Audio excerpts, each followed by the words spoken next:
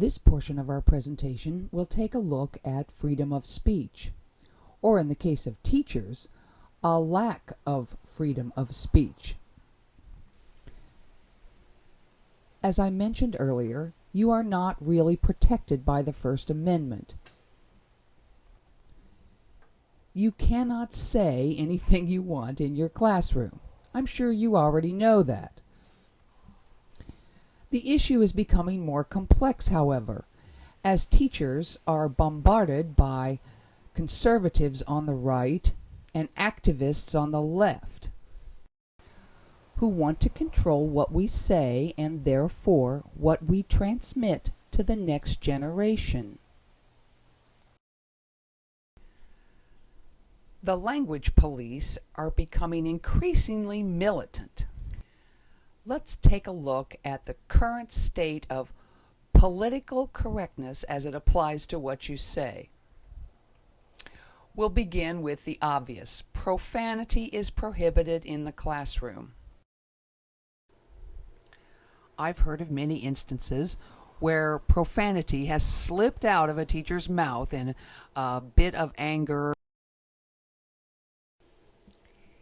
If profanity should mistakenly slip out of your mouth during a class session, I recommend you do this.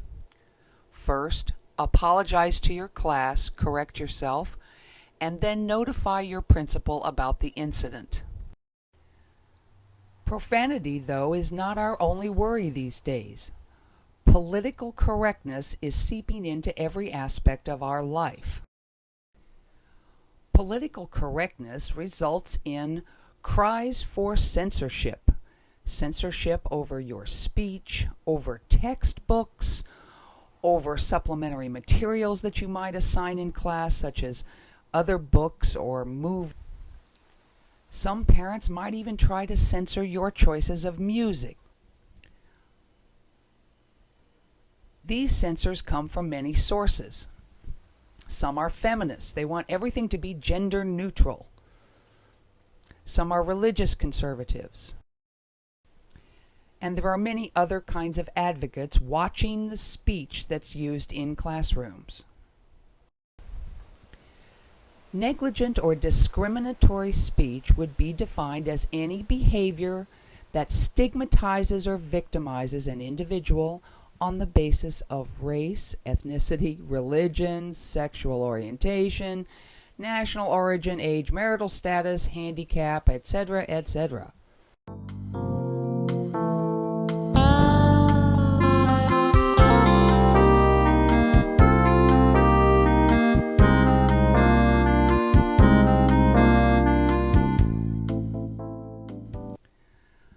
Let's take a look at just a few of the words and phrases that might get you into hot water.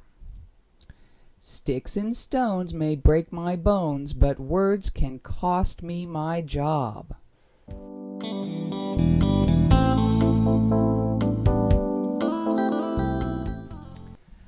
The word man is now sexist. Mankind, man-hours, manpower. Anything with M-A-N is now banned. Watch the screen to see some other examples of banned words or phrases that you should not use in your classroom.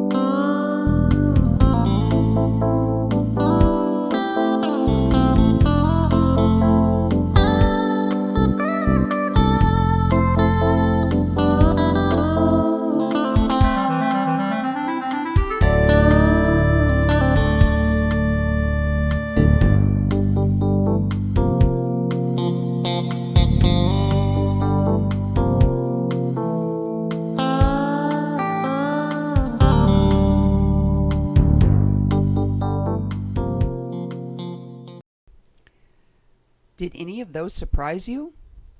I hope not. But you definitely do need to watch what you say.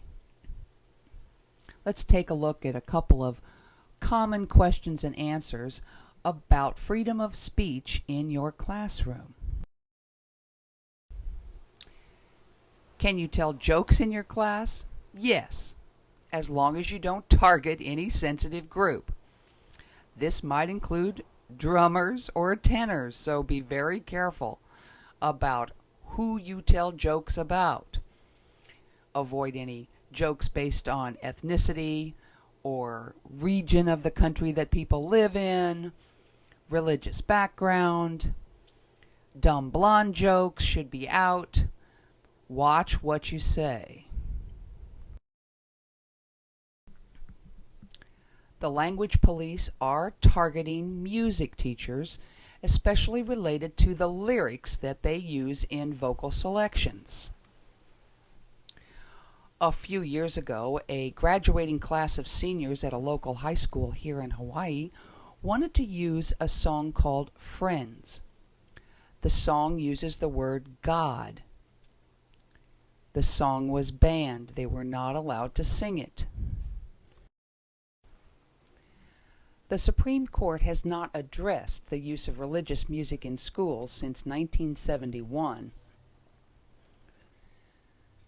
There is a current lawsuit in New Jersey challenging a public school district concerning the use of religious music in schools. In New Jersey, all religious music is banned for elementary schools. We'll have to wait and see if this gets to the Supreme Court so that we can get some support. MENC has a policy on religious music and sacred music in schools that relies on the 1971 decision. It asks for you to consider what was the purpose of the activity. Was it secular? And is studying music of a particular historical period necessary? The 1971 decision also pointed out that we need to consider what the effect of the concert was. Was it a celebration of religion, such as Christmas? Did the concert enhance or inhibit religion? Does it invite some confusion of thought on the student's part about religion? I would suggest that you continue to use the music that you feel is educationally beneficial, but be prepared for challenge. The discrimination and religious police out there are also concerned about what students see as part of your classroom activities. There was a recent lawsuit because a group traveling from a school visited a museum where they saw nude artwork, nude sculptures. The teacher was sued.